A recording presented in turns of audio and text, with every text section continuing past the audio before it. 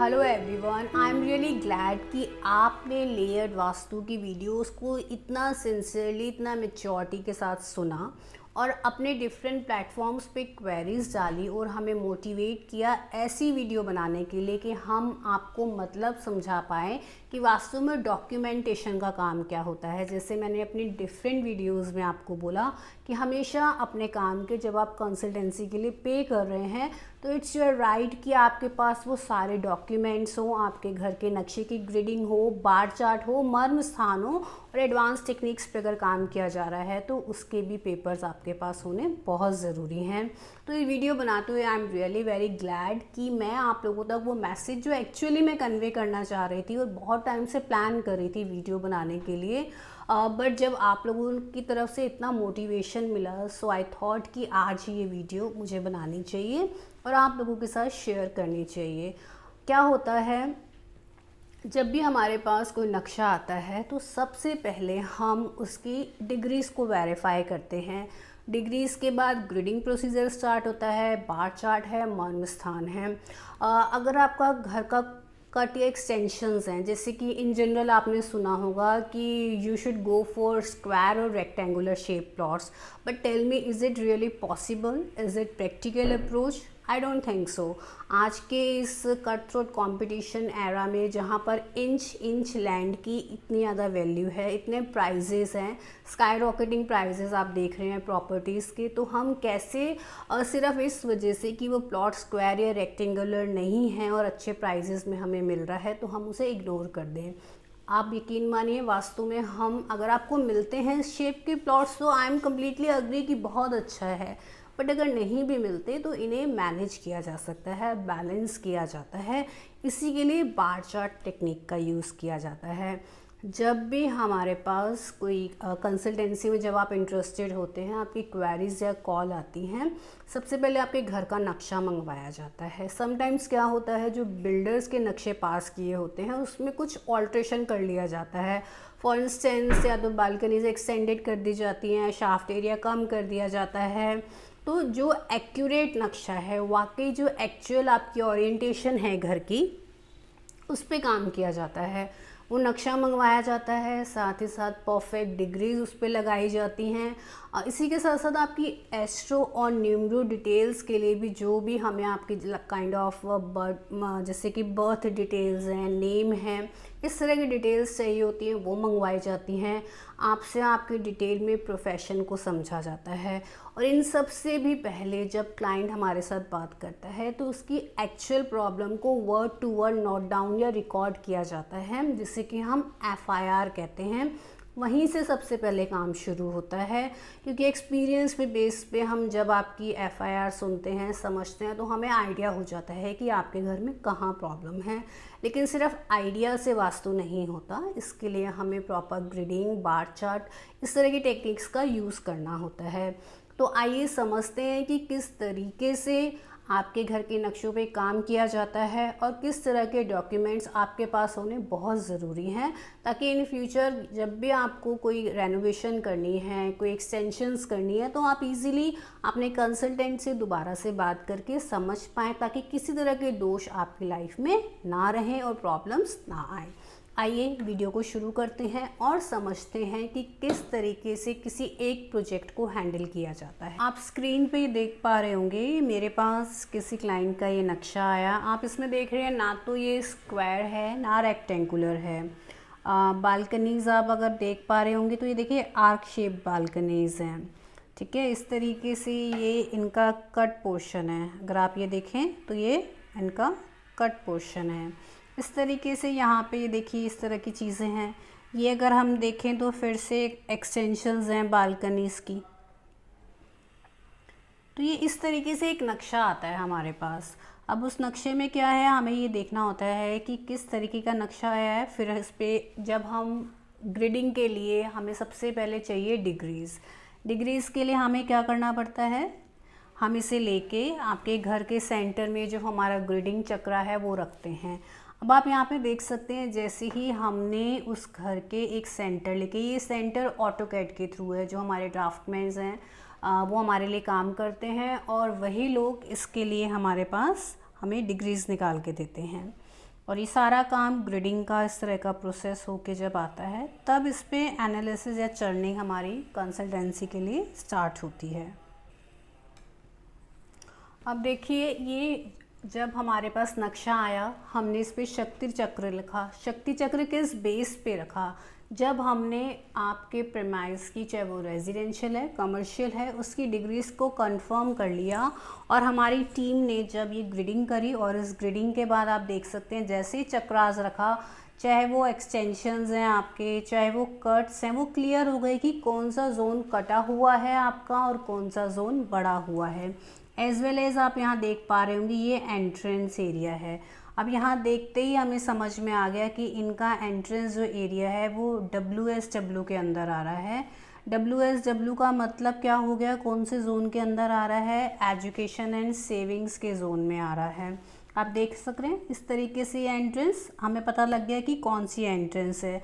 तो इस तरीके से एंट्रेंस को कंसीडर कर लिया। इसी तरीके से किचन्स हैं, बेडरूम्स कहाँ पर आ रहे हैं इनके, ये सारी चीज़ों को माइन्यूटली ऑब्जर्व कर लिया जाता है।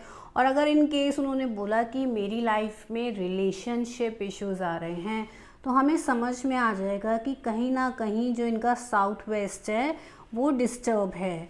साउथ वेस्ट में कुछ ऐसी चीज़ें, जैसे यहाँ इनके प्लांटर्स थे, तो इस तरह की चीज़ों को बहुत इजीली समझा जा सकता है। लेकिन इसके लिए प्रिसाइज नक्शा होना, प्रिसाइज नक्शे पे डिग्री का लगा होना, और इस तरह की ग्रिडिंग्स के बाद ही हम आपको एक प्रॉपर सॉल्यूशन आपकी लाइफ में दे पाते हैं।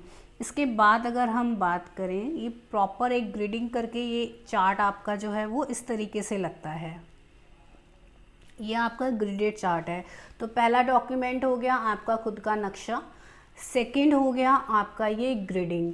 ग्रिडिंग भी कई बार केवल एक ग्रिडिंग की ज़रूरत नहीं होती। समटाइम्स घर के अंदर कंस्ट्रक्शन एरिया कम होता है, जो कंस्ट्रक्टेड एरिया होता है, खुला एरिया ज़्यादा होता है, तो इस केस में प्लॉट एरिया की अलग ग्रिडिंग होती है, और साथ ही साथ जो आपका कंस्ट्रक्टेड एरिया है उसकी ग्रेडिंग अलग होती है, और फिर चेक किए जाते हैं सिम्टम्स कहाँ मैच हो रहे हैं। इस तरह की बहुत सारी चीज़ों को कंसीडर किया जाता है, और आपकी प्रॉब्लम्स का जो रिलेटेड एरिया है, अक्सर 2 या 3 जोन्स जो हैं वो आपकी प्रॉब्लम से रिलेटेड निकलते हैं। तो जब हमें अब पता लग गया ये आपका साउथ एरिया है, ये आपका साउथ का एरिया है, ये आपका वेस्ट साउथ वेस्ट है, तो अगर हमसे पूछा जाएगा कि किस तरह की प्रॉब्लम्स है, तो हमें पता है कौन से जोन में क्या आ रहा है, बाथरूम कहाँ आ रहे हैं, टॉयलेट्स कहाँ आ रहे हैं, बेडरूम्स कहाँ आ रही है। जैसे अब इनका ये टॉयलेट इस केस के अंदर हम देखते हैं, तो ये टॉयलेट इनका चला जाता है नॉर्थ ईस्ट ईस्ट में। तो इनको डेफिनेटली कनेक्टिविटी इश्यूज आएंगे, सोशल कनेक्टिविटीज़ इशू आएंगे। अगर यहाँ साउथ वेस्ट का जो इनका एरिया है, हम अगर यहाँ प्लांटर्स हैं और इनको रिलेशनशिप इश्यूज आ रहे हैं, तो हमें पता है कि हमें किस जोन पर काम करना है। या अगर ब्रह्म स्थान में फॉर एग्जांपल यहाँ टॉयलेट होती, तो हमें पता था कि इनकी प्रॉब्लम कहाँ से रिलेटेड हो सकती है। इस तरह से अलग अलग इश्यूज़ के ऊपर काम किया जाता है। जैसे इनका साउथ ईस्ट का एरिया है, अब जैसे आप लोग इन जनरल बोलते हैं कि कैश क्रंचेस हैं, कैश फ्लो है, तो ये तो पता है कि साउथ ईस्ट है, लेकिन साउथ ईस्ट में क्या, उसका रीज़न क्या है, साउथ ईस्ट में ऐसी क्या चीज़ है, या कैश क्रंचेस किस वजह से हैं। अगर वो इसलिए है कि आपके पास अपॉर्चुनिटीज़ ही नहीं आ रही है लाइफ में, तो फिर कैश कहाँ से आएगा। इस केस में साउथ ईस्ट और नॉर्थ हमें दोनों एरियाज़ को कंसीडर करना पड़ेगा। तो इस तरीके से डिफरेंट क्लाइंट की डिफरेंट जब FIR होती है, प्रॉब्लम्स होती हैं, तो डिफरेंट एरियाज़ पे काम करना है। ज़रूरी नहीं है कि कैश क्रंचेस बोलते आप सीधा साउथ ईस्ट पर पहुंच गए, जबकि वो प्रॉब्लम आपकी अपॉर्चुनिटीज़ से रिलेटेड है। तो हमें ये समझना होगा कि हमें कौन से जोन्स पे काम करना है। वास्तु के नाम पे पूरे घर को उथल पुथल कर देना, डिस्टर्ब कर देना, it's not a right approach. तो मैं समझती हूँ कि फर्स्ट डॉक्यूमेंट आपका नक्शा, दूसरा आपकी ग्रिडिंग आप समझ पाए होंगे। अब अगर हम आगे चलते हैं, उसके बाद इस तरीके से आप ये देख रहे हैं, ये मर्म स्थान का ग्रिडिंग है। मर्म स्थान भी बहुत इम्पॉर्टेंट रोल प्ले करता है। मर्म स्थान में आप ये देख पा रहे हैं सेंसिटिव पॉइंट्स हैं ये सारे। ये सेंसिटिव पॉइंट्स पे जब कोई भारी चीज़ आ जाती है तो वो इश्यूज़ को क्रिएट करती है। कैसे इश्यूज़? हेल्थ इश्यूज़ हो सकते हैं। इस तरह की प्रॉब्लम्स आपकी लाइफ में आनी स्टार्ट हो जाती हैं। तो ये एक प्रॉपर ग्रिडिंग के थ्रू ही आपके सामने आएगी कि कहाँ हमें कोई इस जगहों पे हैवी चीज़ नहीं रखनी।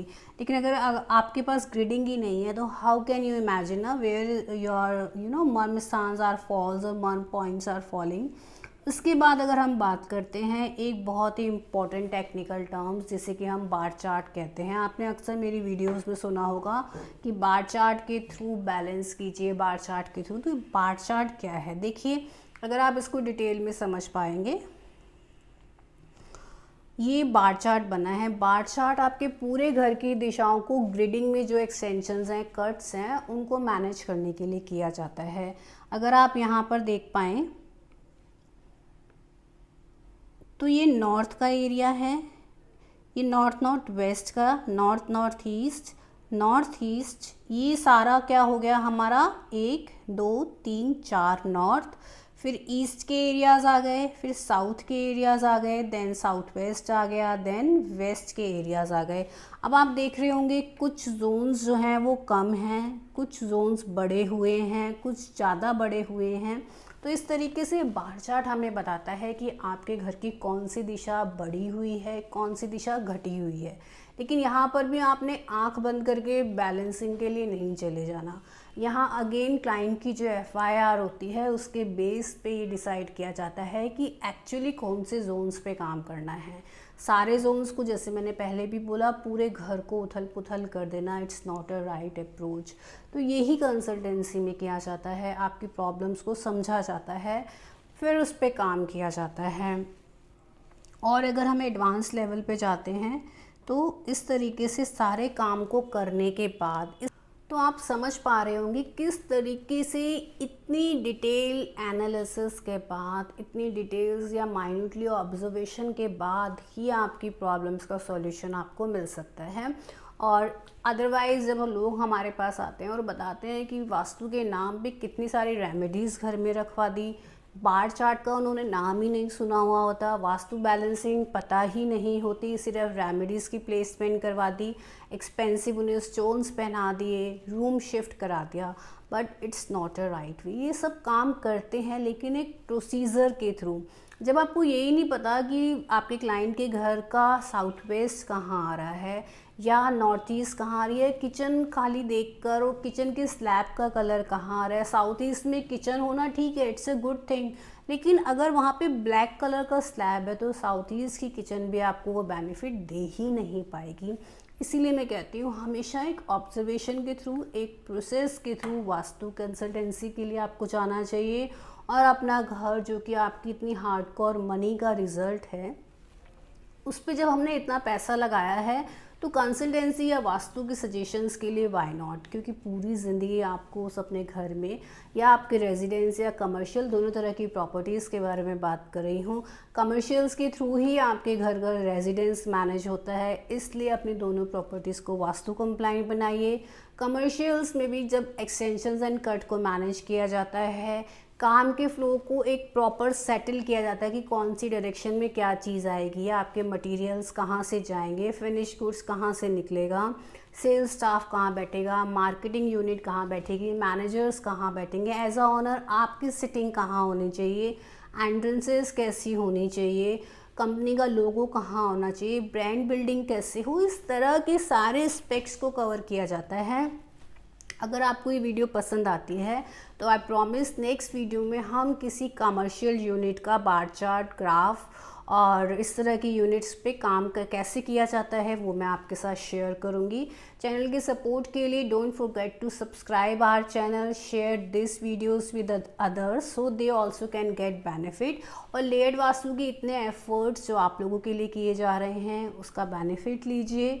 हमें मोटिवेट करने के लिए थैंक यू, और खुद भी मोटिवेट रहिए। Stay motivated, stay tune with us, take care, see you shortly. Thank you, bye bye.